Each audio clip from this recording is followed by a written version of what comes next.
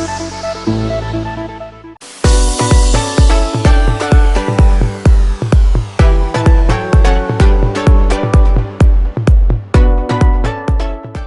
हम लोग पढ़ना प्रारंभ करते हैं। सबसे पहले प्रेमचंद की कहानी, बहुत सरल सी कहानी, बड़े घर की बेटी। बड़े घर की बेटी, निकालिए किताब। नहीं किताब है तो कोई बात नहीं, कहानी सुन लिया जाए। बड़े घर की बेटी। बेनी माधव सिंह गौरीपुर के जमींदार और नंबरदार थे। एक कैरेक्टर है, उनका नाम क्या है? बेनी माधव। और ये कभी जमींदार थे। जमींदार थे मतलब धनी थे, जमीन थी इनके पास, जमींदार थे। बेनी माधव नाम है इनका। और बहुत धन्य धान्य इनका था, बहुत हाथी कभी झूमता था। लेकिन अब एक बूढ़ी भैंस है, सब कुछ समाप्त हो गया।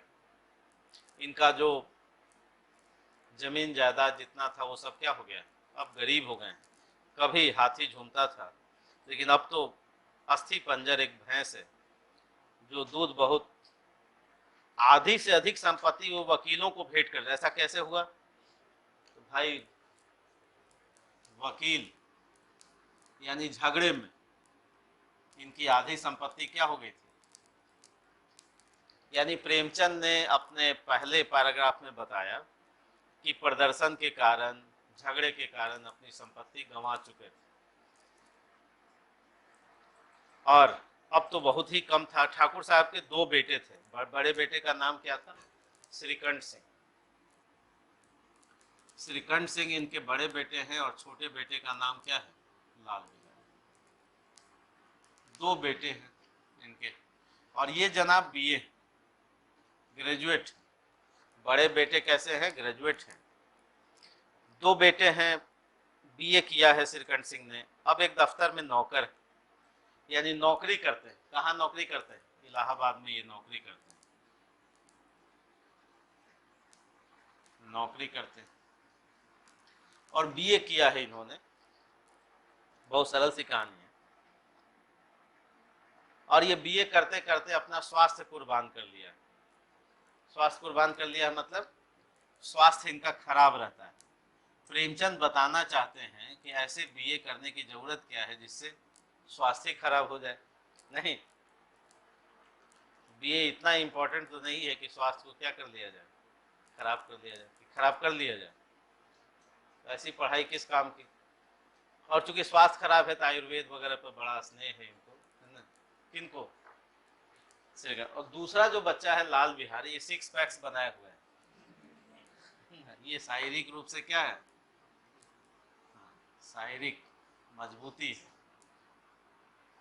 ये अपना 6 पैक्स बनाए हुए। और जितना दूध होता है वो सुबह सुबह, हाँ, भरा हुआ मुखड़ा, भैंस का 2 सेर ताजा दूध तो सुबह सुबह पी जाता है।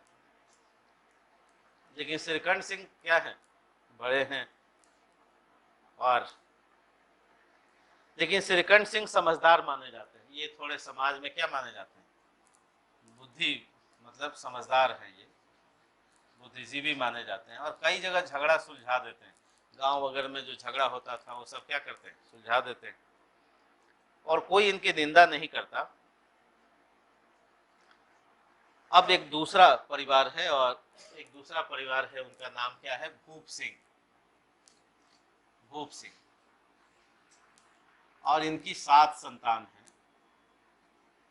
और सब बेटियां हैं, सब बेटी, सब पुत्री। और आप जानते हैं कि 7 कैसे हुए होंगे? पुत्र की इच्छा में। अब देखिए प्रेमचंद लिखते क्या है। आनंदी बड़े उच्च कुल की लड़की थी और इनके बाप जो है छोटी सी रियासत, नाम था भूप सिंह। दुर्भाग्य से लड़का नहीं था। 7 लड़कियां हुई और दैव योग से सब जीवित थी।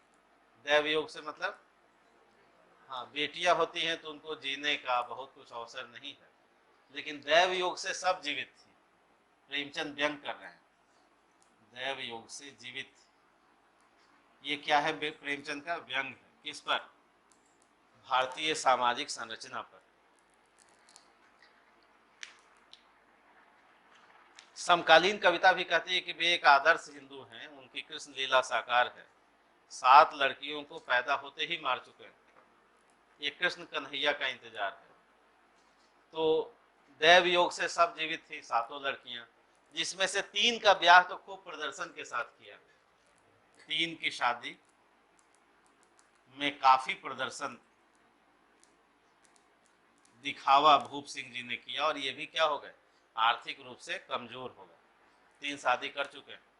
और 4th नंबर पर कौन है? 4th नंबर पर आनंदी। आनंदी है। अब इनके पास पैसे क्या हो गए, कम हो गए। बहुत रूपवती है, गुणवती है आनंदी। और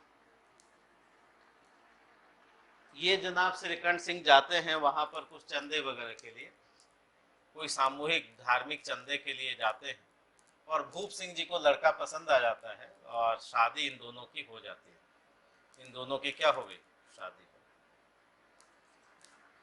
आनंदी की शादी किससे हो गई?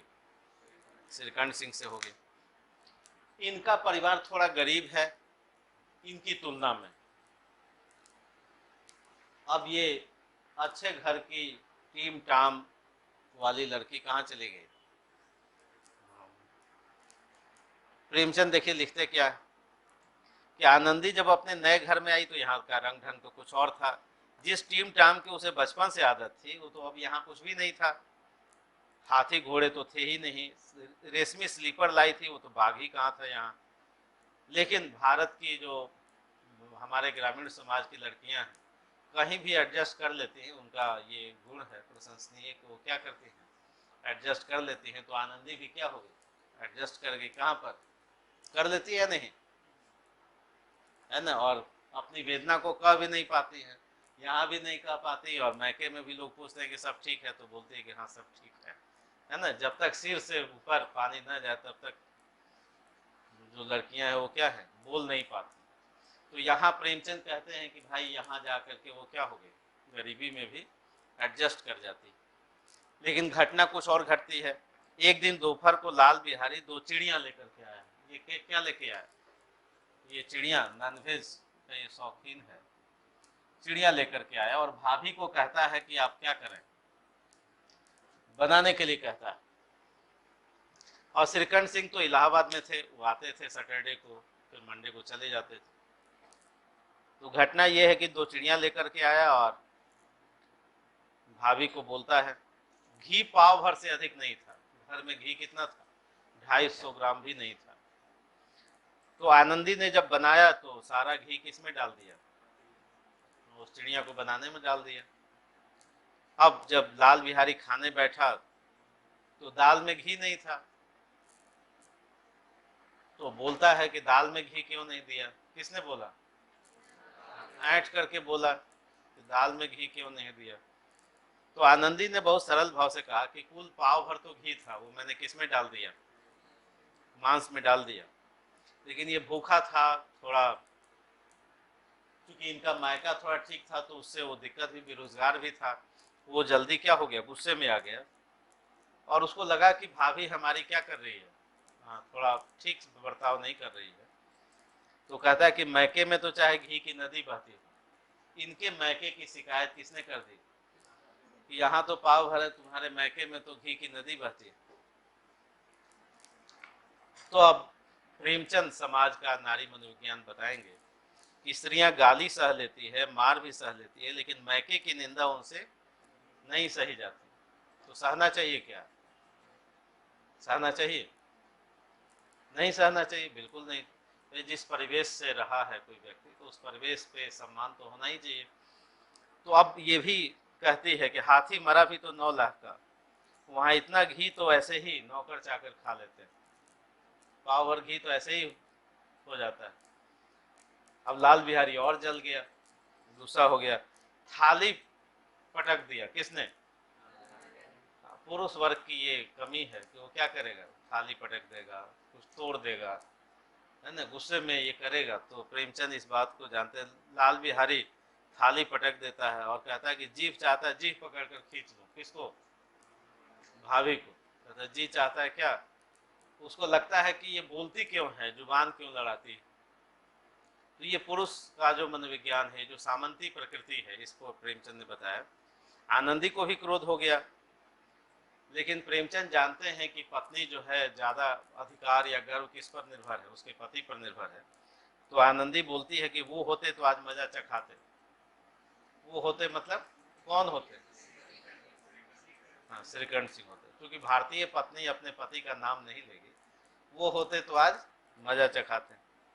अब जो है प्रेमचंद कह रहे हैं कि जो अपर हुजर ठाकुर से रहा न गया, और खड़ाऊ उठा करके फेंका, मारा। किसने? लाल बिहारी ने। और कहता क्या है कि जिसके गुमान पर फूली हो उसको भी देखूंगा और तुम्हें भी। नहीं, जिसके गुमान पर फूली हो उसको भी देखूंगा और तुम्हें भी। पर आनंदी ने हाथ से खड़ाऊ रोका, सिर बच गया, उंगली में चोट आई, लेकिन ज्यादा चोट तो हृदय पे आई कि इस तरह का बिहेव हुआ। स्त्री का बल और साहस सब पति तक है। अब जो तीसरा खंड है, श्रीकंठ सिंह शनिवार को घर आए। बृहस्पतिवार की घटना थी। 2 दिन तक आनंदी कोप भवन में रही। कोप भवन क्या होता है? अलग से कोई बिल्डिंग होता है क्या? क्या होता है? तो कोप भवन में रही, न कुछ खाया न पिया। शनिवार को सब, अब शनिवार को चूंकि श्रीकंठ सिंह सामाजिक आदमी थे तो आते थे, तो सब गांव घर सब मिलते जुलते आते थे। अब दरवाजे पर जैसे अपने घर पर, तो बेनी माधव जी पिता थे, वृद्ध थे, उनको पता था। बेनी माधव जी ने कहा पहले ही दरवाजे पर कि देखो ये बहु बेटियों का स्वभाव अच्छा नहीं कि मर्दों के मुंह लगे। और वहीं पे लाल बिहारी भी था। पहले ही भूमिका दोनों ने बाप बेटे ने क्या की, बना दी। लाल बिहारी कहता है कि देखिए कि मैके के सामने तो हम लोगों को कुछ समझती ही नहीं है, ये दोनों पिता ने और बेटे ने क्या कर दिया। हाँ, पहले ही भूमिका बना दी कि मैके के सामने तो कुछ समझती ही नहीं। और श्रीकंठ साहब अंदर जब गए तो बोले कि तुमने क्या उपद्रव मचा रखा अपनी पत्नी पर। तो आनंदी और नाराज हो गई। तो श्रीकंठ कहते हैं कि इतनी गर्म क्यों होती है, कुछ बात तो कहो। तो आनंदी कहती है कि वो गंवार छोकरा जिसको चपरासी गिरी का शऊर नहीं है, मुझे खड़ाओं से मारकर यूं नहीं अकड़ता। और परसों तुम्हारे पूरा कहानी कही, लाडले भाई ने दाल में घी नहीं है। और फिर देखा कि श्रीकंठ सिंह पर बहुत ज्यादा प्रभाव नहीं हो रहा है, तो प्रेमचंद लिखते हैं कि आनंदी स्त्रियों के स्वभाव अनुसार रोने लगी। अंतिम ब्रह्मास्त्र जो है ना। अब श्रीकंठ सिंह कहते हैं कि अच्छा छोकरे का ये साहस। वैसे श्रीकंठ सिंह बहुत धैर्य वाले थे, क्रोध नहीं आता था, पर स्त्रियों के आंसू पुरुष की क्रोधाग्नि भड़काने में तेल का काम करते हैं। ये कौन लिख रहा है? नारी मनोविज्ञान को बता रहे हैं। रात भर करवटें बदलते रहे और सुबह सुबह पहुंचते हैं पिता के पास और कहते हैं कि भाई तो मेरी प्रतिष्ठा की बात है कि मेरे पीछे मेरे स्त्री पर कोई खड़ाऊ मारे, और अब इस घर में मेरा निवास नहीं होगा। ये किसने कहा? किससे? पिता से, सुबह सुबह। अब बूढ़ा जो पिता था वो अवाक रह गया। पिता नहीं चाहता था कि कुछ बात बढ़े, क्योंकि गांव समाज के लोग बदनामी करेंगे। तो समझदार पिता था, उसने कहा कि इतना ही कहा कि तुम बुद्धिमान होकर ऐसी बात करते हो, स्त्रियां इस तरह घर का नाश कर देती हैं।